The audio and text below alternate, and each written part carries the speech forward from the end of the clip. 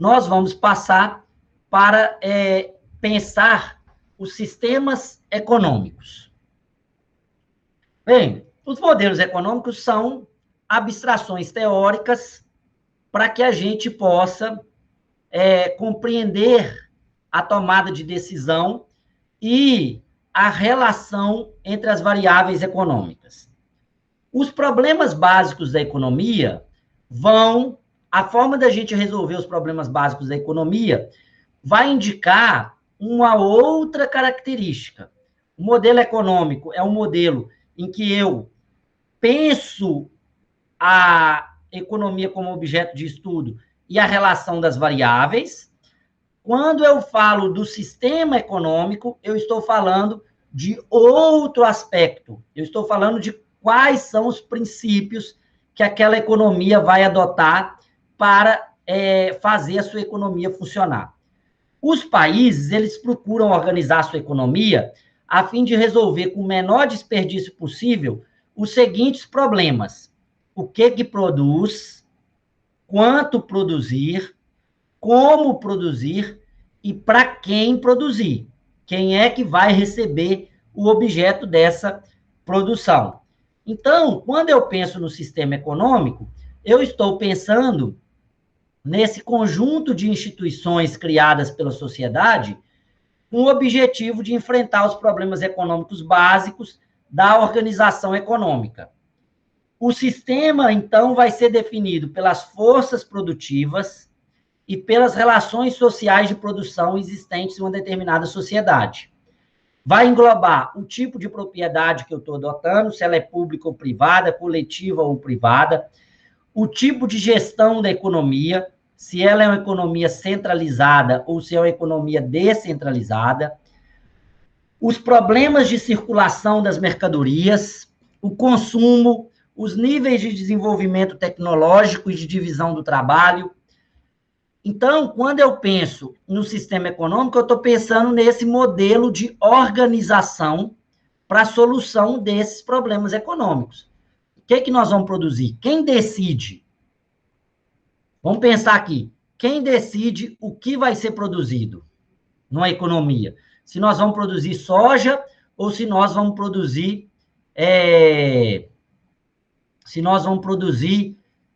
carne de boi. Quem decide...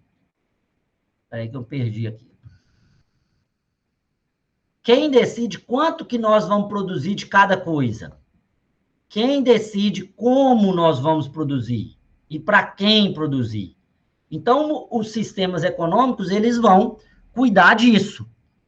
O modo de produção, né, ele é histórico, ou seja, ele vai se modificar com o tempo. E é fundamental que atenda às necessidades básicas de subsistência da sociedade. Caso contrário, ele vai desaparecer. Então, o modo da gente produzir, ele, de alguma forma, ele tem que atender à necessidade de subsistência de uma sociedade. Se ele não atender essa necessidade, a tendência dele é desaparecer. Aí é que vem... Por quê? Porque conforme a sociedade vai se indignando, ou ela vai sendo criativa, ou ela vai se contrapondo politicamente contra os detentores do poder. Se há um funcionamento, se o sistema está existente, ele atende à necessidade básica de subsistência da sociedade como um todo.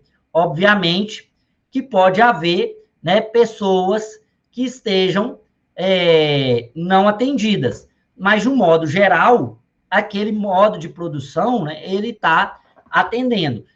E o sistema econômico, ele vai estar muito relacionado com esse modo de produção.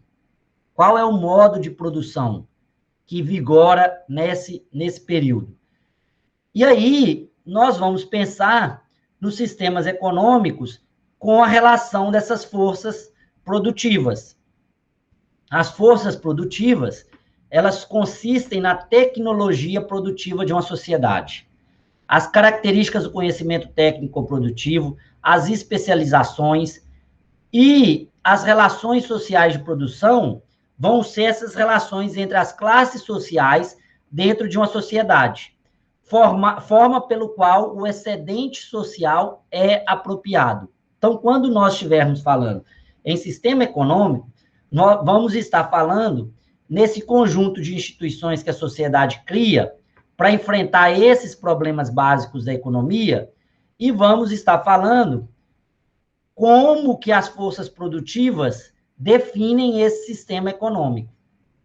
Porque quem vai definir o sistema econômico são as forças produtivas e as relações sociais de produção. As forças produtivas, elas são esse conjunto tecnológico de uma sociedade. E tecnológico, eu estou falando, não é só, né, da tecnologia de informática. Existe tecnologia até na Idade das Pedras, né? Que é uma técnica, é um conjunto de conhecimento. Então, essas forças produtivas, quem produz na sociedade, e as relações que vão se estabelecer entre essas forças produtivas é que vão definir o sistema econômico. E todas as vezes que eu estiver falando em sistema econômico, eu estou falando de relações entre classes sociais. E como que essas classes sociais se apropriam do excedente, ou seja, aquilo que é produzido acima das necessidades básicas da sociedade. Bem, para a gente entender isso, nós vamos ter que entender o que são os excedentes. O excedente social é definido como aquela parte da produção material da sociedade que sobra depois de terem sido deduzidos os custos materiais necessários para a sua produção. Então, ou seja, o que é o excedente social? É o que sobra depois que eu deduzo o custo material necessário para a produção. Não é o que sobra do ponto de vista de... Como que a gente pode explicar? O que sobrou para mim, eu não preciso mais. Do ponto de vista da produção. Quanto custa para produzir um melão, uma maçã? Eu preciso de tantas horas de trabalho, tanto espaço de terra, tantos insumos, beleza. Calculo quanto que custa para produzir uma maçã. São 10 unidades materiais. Quando está se produzindo maçã, depois que produziu uma maçã, quanto que custa uma maçã no mercado? A cada maçã custa 20 centavos. Se eu produzir, então, 50 maçãs com 10 reais, eu empatei, né? O custo foi 10 reais e eu produzi 50 maçãs que custam 10 reais. Se eu consigo produzir 15 maçãs com 50 reais, com 10 reais, então eu tenho um excedente de maçãs que são, eu falei aqui, 5, 10, 50, vamos imaginar que eu estou produzindo 100 maçãs por 10 reais. Se o custo da produção era 10 para 50, e eu consegui produzir 100, então eu vou ter 50 maçãs produzidas a mais. Esse é o excedente. E o que eu vou fazer com esse excedente? O excedente, ele é a acumulação de capital, né? O capital acumulado vai estar no excedente. Por quê? O capital utilizado na produção, que foi o correspondente, né, o igualmente correspondente ao que foi gasto, ele é um capital que, na verdade, ele é o investimento. O capital, então, vai ser esse excedente. Vamos imaginar que eu, então, invista 50 reais. Eu ganhei 60, o excedente é os 10. A capacidade da sociedade de ampliar o excedente social garante a existência do desenvolvimento econômico, sendo que o crescimento ocorre quando parte do excedente é reinvestido na produção. Veja só, então, nós seremos uma sociedade capaz de desenvolver economicamente se eu conseguir ampliar o meu excedente social, ou seja, se eu conseguir ampliar a minha capacidade de gerar excedente. se esse excedente for reinvestido na produção, eu estou falando em crescimento econômico.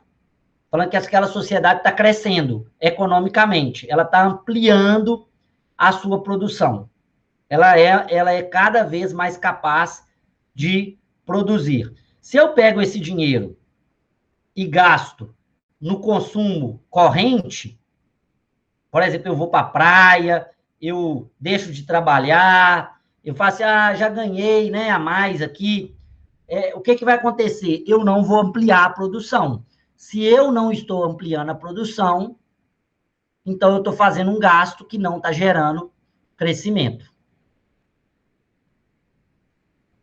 E aí, isso vai determinar a construção de 3 tipos de sistemas econômicos básicos, tá, gente? Esses são 3 tipos básicos simplificados para a gente entender a economia e entender o direito, porque a gente não vai ficar aqui, né, esmiuçando cada sistema econômico. Eu tenho o sistema do feudalismo, o sistema centralizador e o sistema ou comunista, tá? Centralizador, comunismo, e o sistema capitalista de mercado. Gente, é possível que entre esses sistemas haja características de um e do outro? Lógico, os sistemas são uma abstração. Cada país tem um tipo de capitalismo. Cada país que se considera comunista tem um tipo de organização. E nem todo feudalismo era igual. O que esses 3 sistemas substituem? Basicamente, no Ocidente, esses 3 sistemas, eles substituem o modelo do Império Romano, que era um modelo baseado na expansão territorial e na escravização